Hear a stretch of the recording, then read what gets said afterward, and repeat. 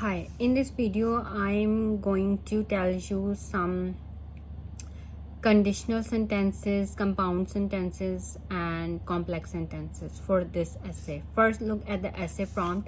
In modern society, many people think that primary schools should teach science and technology rather than history and geography, which are useless and boring. Do you agree or disagree with this statement? So, look at these sentences.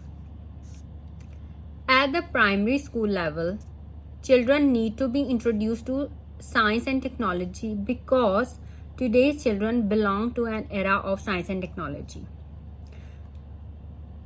Your essay should be a mixture of all type of sentences, because if you will write only simple sentences, you will not be able to get your desired band scores, means 7+ band scores.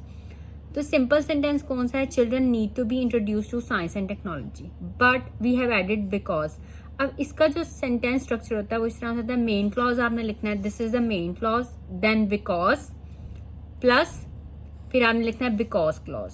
Okay, so at the primary school level children need to be introduce to science and technology because today's children belong to an era of science and technology. ठीक है, तो ये जो है ये complex structure है. ठीक है, इस तरह के जो सेंटेंसेस हैं वो आपने अपने ऐसे में लिखने हैं.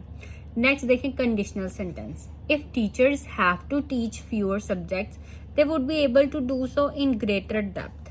ये है कंडीशनल सेंटेंस. ये कॉम्प्लेक्स सेंटेंस था, कॉम्प्लेक्स स्ट्रक्चर था. अब ये है कंडीशनल सेंटेंस. इफ का यूज हुआ. If teachers have to teach fewer subjects, मतलब अगर टीचर्स जो है वो फ्यू सब्जेक्ट्स पढ़ाएंगे then they would be able to do so in greater depth, मतलब वो अच्छा परफॉर्म कर सकेंगे, अच्छा स्टूडेंट को पढ़ा सकेंगे.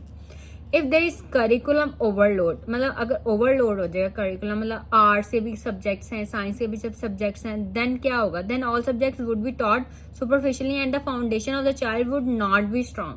मतलब फाउंडेशन स्ट्रांग नहीं होगी, क्योंकि जब स्टूडेंट्स को इतने ज्यादा सब्जेक्ट्स पढ़ाए जाएंगे तो वो ग्रिप नहीं होगी किसी भी मतलब किसी भी सब्जेक्ट के ऊपर स्टूडेंट की, वो अच्छी तरह से पढ़ नहीं सकेंगे. If all subjects are taught then children usually resort to rote learning which is definitely inferior to meaningful learning. मतलब अगर सारे सब्जेक्ट्स पढ़ाए जाएंगे तो स्टूडेंट्स क्या करना शुरू कर देंगे? They will start road learning which is, देखिए विच भी यूज हो रहा है, एफ भी यूज हो रहा है. ये कॉम्प्लेक्स स्ट्रक्चर है. इस तरह के सेंटेंसेस लिखने से आपके जो बैंड स्कोर्स हैं वो अच्छे आ सकते हैं. ठीक है, तो आपने इनकी प्रैक्टिस करनी है कि how to write these type of sentences. Okay, science and technology are more interesting than history and geography. So ये कंपाउंड सेंटेंस है, ये आप याद कर लें.